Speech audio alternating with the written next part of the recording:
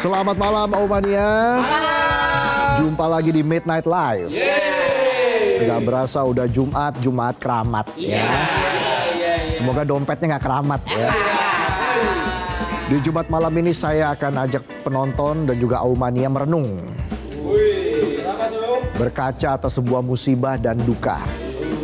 Langsung saja kita mulai, inilah Midnight Live.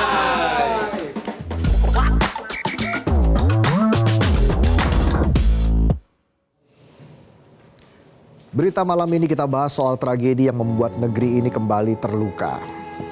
Tempat menuntut ilmu yang harusnya banjir wawasan seketika dibanjiri tangisan. Dinding yang harusnya melindungi justru menimbun harapan dan mimpi. Ketika keceriaan berubah jadi jeritan dan langit sore disapu suara sirine. Semua berawal dari satu peristiwa yang menggetarkan hati saat sebuah bangunan runtuh dan mengubur 1000 cerita di dalamnya. Peristiwa ini sekilas mengingatkan kita pada karya A.A. Nafis, Robohnya Surau Kami. Dalam karya itu tidak berbicara soal surau yang benar-benar roboh, tapi bercerita soal keseimbangan antara doa dan usaha. Sementara tragedi kali ini yang roboh benar-benar musola, namun ceritanya masih sama soal keseimbangan antara keinginan dan kelayakan, agar pembangunan tetap sesuai standar keamanan dan keselamatan. Setelah 9 hari tanpa henti, Basarnas menutup bab terakhir dari sebuah tragedi yang membuat nafas kita tersesak. 9 hari penuh tangis dan harapan, saat setiap gumpalan debu jadi pertanyaan dan setiap teriakan jadi penanda kehilangan. Pada Selasa 7 Oktober, operasi pencarian dan penyelamatan di Pondok Pesantren Al-Qauzini resmi ditutup. Namun yang tak pernah benar-benar berakhir adalah luka. Karena di balik setiap puing yang terangkat, ada cerita tentang nyawa yang tak sempat selamat. Total 171 jiwa berhasil dievakuasi dari lautan puing dan debu. Namun di antaranya 67 telah kembali dalam keabadian, serta 8 bagian tubuh yang menjadi saksi bisu betapa kejamnya runtuhan itu. Setiap angka bukan sekedar data di laporan resmi, melainkan nama-nama yang dulu punya cerita, mimpi, dan selalu ditunggu kembali pulang ke rumah. Kepala Basarnas Marsikal Madya TNI Muhammad Syafi'i menegaskan, seluruh korban telah ditemukan. Tidak ada lagi nafas yang tertahan di bawah reruntuhan. Tidak ada lagi suara meminta pertolongan. Yang tersisa hanya keheningan dan barisan petugas yang menunduk hormat untuk setiap nyawa yang tak sempat diselamatkan. Sebelum operasi resmi ditutup, tim SAR melakukan penyisiran terakhir dengan penuh kehati-hatian dan harapan tipis. Setiap senti puing dibalik diangkat seakan berharap ada nyawa yang bisa selamat. Tim yang bekerja tidak sekedar mencari korban, tapi juga mencari kepastian untuk jiwa-jiwa yang diguncang kegelisahan. Saat ini seluruh korban yang berhasil dievakuasi telah diserahkan kepada tim Disaster Victim Identification atau DVI Bidokes Polda Jawa Timur. Mereka tak lagi dicari untuk diselamatkan, tapi untuk dikenali dan dipulangkan. Kepala Basarnas mengimbau keluarga korban serta media untuk menunggu hasil resmi identifikasi dari tim DVI. Disinilah setiap nama dicari, setiap DNA diteliti, agar tidak ada lagi harapan yang tergantung tak pasti. Dengan rampungnya penyisiran, Basarnas secara resmi menyerahkan penanganan lanjutan kepada Badan Nasional Penanggulangan Bencana atau BNPB. Di saat proses penyisiran telah diselesaikan, identifikasi korban dan penanganan lanjutan masih terus berjalan. Di sisi lain, di balik duka dan kehilangan, proses penegakan hukum terus disuarakan. Berharap keadilan tak ikut tumbang tertimbun reruntuhan. Salah satu keluarga korban, Fauzi, warga asal Madura yang kini tinggal di Depok, mengaku kehilangan 4 keponakannya dalam peristiwa ini. Namun di tengah tangis dan doa yang tak henti, anaknya Toharul Maulidi ditemukan selamat di tengah tragedi. Fauzi mengaku tidak habis pikir mengapa pengecoran di lantai atas dilakukan bersamaan dengan sholat asar di lantai bawah. Ia berharap penegakan hukum tidak menunggu proses identifikasi selesai dan pertanggungjawaban harus segera ditegakkan bagi setiap pihak yang lalai. Menyikapi desakan keluarga korban yang terus meminta keadilan, Polda Jawa Timur menyatakan penyelidikan sudah berjalan. Sejumlah saksi telah dimintai keterangan, termasuk para santri yang selamat dari kejadian. Kabid Humas Polda Jawa Timur Kombes Jules Abraham Abbas menegaskan, penyelidikan akan ditingkatkan ke tahap penyidikan setelah seluruh data dan keterangan saksi berhasil dikumpulkan. Sementara itu Menko Bidang Pemberdayaan Masyarakat Muhaimin Iskandar atau yang dikenal Caimin yang ditugaskan langsung oleh Presiden Prabowo untuk melakukan audit menyeluruh terkait kondisi bangunan seluruh pesantren di Republik ini, termasuk Ponpes Al-Qauzini. Caimin memastikan kepolisian telah bergerak menangani kasus ini.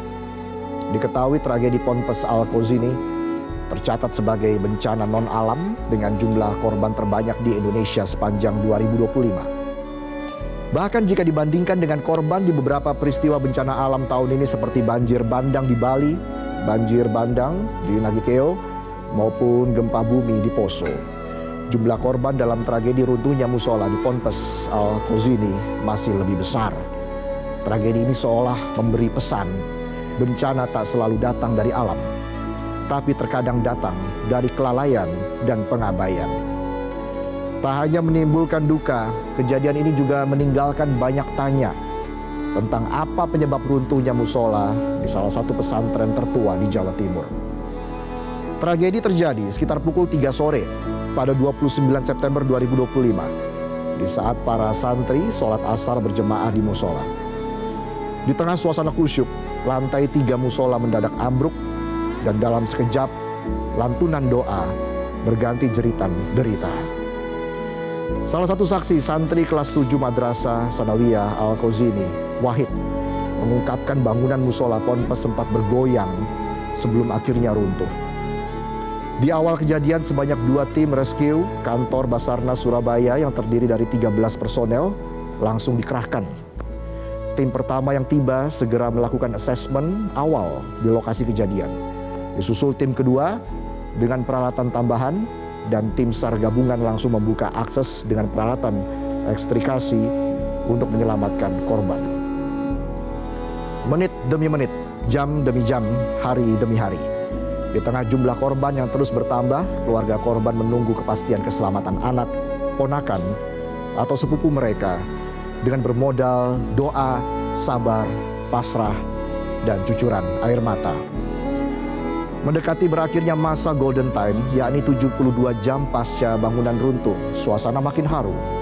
Di tengah proses evakuasi oleh tim SAR gabungan dengan ekstra hati-hati untuk menghindari ambruk susulan. Suara jeritan, tangisan korban menahan kesakitan, dan teriakan anak-anak meminta pertolongan masih terdengar dari celah sempit reruntuhan. Seolah mengirim pesan, kami mencoba bertahan di tengah himpitan timbunan dan jasad korban. Suasana yang semakin mengoyak perasaan keluarga korban yang tengah menunggu kepastian. Namun sikap kehati-hatian tim SAR gabungan mendapat respon negatif dari sebagian keluarga korban. Salah satunya Bayi Haki, warga asal Bangkalan, Madura, yang menunggu kabar tentang keberadaan 2 keponakannya. Bayi Haki yang sudah bermalam di lokasi menunggu dengan pasrah nasib kedua keponakannya, sembari mempertanyakan mengapa proses penanganan lambat dan bisa jadi korban tidak selamat. Sungguh hal yang wajar. Meski sudah terucap pasrah, harapan sesungguhnya adalah melihat keluarganya dievakuasi dalam keadaan bernyawa. Kepala Subdirektorat Pengendalian Operasi Bencana dan Kondisi Membahayakan Manusia Basarnas, Emi Fraser, merespon kekhawatiran para keluarga dan wali santri. Emi mengatakan pola runtuhan yang terjadi dalam kasus runtuhnya bangunan musola Ponpes Al-Qauzini membentuk pola runtuhan berlapis atau pancake, yang jika berkaca dari proses pencarian dan pertolongan, pancake model merupakan pola runtuhan dengan tingkat kesulitan tertinggi. Meski sulit, proses evakuasi terus dilanjutkan hingga seluruh korban berhasil ditemukan. Proses evakuasi dinyatakan resmi ditutup oleh Basarnas pada 7 Oktober setelah 9 hari evakuasi tanpa henti. Tragedi ini menyoroti kembali persoalan keselamatan bangunan di lingkungan pendidikan, khususnya pondok pesantren yang menampung banyak santri, termasuk staf pengajar, sehingga keselamatan mereka adalah prioritas utama. Tragedi Ponpes Al-Qauzini menegaskan betapa rapuhnya aspek keselamatan bangunan ketika prosedur konstruksi, perizinan, dan pengawasan tidak berjalan sesuai standar yang sudah ditentukan. Dari sisi teknik, runtuhnya struktur disebabkan oleh kombinasi faktor. Desain yang tak memadai, kualitas material yang kurang baik, hingga penambahan beban tanpa perhitungan. Kepala Pusat Data Informasi dan Komunikasi Kebencanaan BNPB Abdul Muhari mengingatkan, kejadian ini termasuk bencana akibat kegagalan teknologi dan perlu diantisipasi melalui penerapan standar keselamatan konstruksi. Di level daerah, Gubernur Jatim Kofifa Indar Parawansa memastikan akan mengevaluasi secara menyeluruh sebagai upaya membangun ruang yang aman bagi mereka yang tengah menimba ilmu. Tragedi Ponpes Al-Qazi memang memakan korban paling banyak, tapi itu bukan peristiwa pertama. Tercatat beberapa tahun belakangan, beberapa kali atap sekolah dan pesantren ambruk di sejumlah daerah. Meski hanya menimbulkan korban luka, duka, dan kepedihan tetap terasa. Seperti pada tahun 2019, kejadian atap roboh menimpa SMPN 2 Plumbon, Cirebon, Jawa Barat, dan SDN Gentong, Kecamatan Gadingrejo, Pasuruan, Jawa Timur. Bahkan di tahun 2025, atap roboh masih terjadi di SMK Negeri 1 Cilengsi, Kabupaten Bogor, Jawa Barat, dan SDN Kedung Dalem 2, Mauk, Kabupaten Tangerang, Banten. Menjadi bukti nyata bahwa konstruksi bangunan tak selalu sesuai standar keselamatan. Semua pemangku kepentingan dituntut untuk menggelar evaluasi menyeluruh atas kasus-kasus itu. Karena pembangunan gedung sarana belajar mesti dirancang berdasarkan teknologi dan perhitungan secara benar. Penuhi standar keselamatan konstruksi, optimalkan izin mendirikan bangunan atau IMB untuk mengontrol pendirian bangunan yang aman dan mengutamakan keselamatan. Agar tidak ada lagi nyawa anak bangsa yang melayang karena kelalaian. Perlu diingat juga, kita hidup di negara yang rentan bencana dengan rata-rata 6.000 gempa setiap tahunnya. Tapi bangunan tahan gempa masih jarang ada. Minimnya edukasi, sosialisasi, dan kurangnya kepatuhan regulasi masih jadi PR besar di negeri cincin api. Pada akhirnya kejadian ambruknya Ponpes Al-Qazi mengajarkan pentingnya keselamatan bangunan, mulai dari aspek perencanaan, kepatuhan, teknis, hingga perizinan. Jika terus lupa, terus lalai, maka tempat menuntut ilmu bakal kembali jadi tempat penuh peluh. Ingat, bangunan tidak harus tinggi untuk terlihat hebat, tapi harus berdiri di atas fondasi yang kuat. Itulah sajian pembuka kami di Midnight Live. Kami akan kembali dengan sejumlah informasi lainnya. Tetaplah di Midnight Live.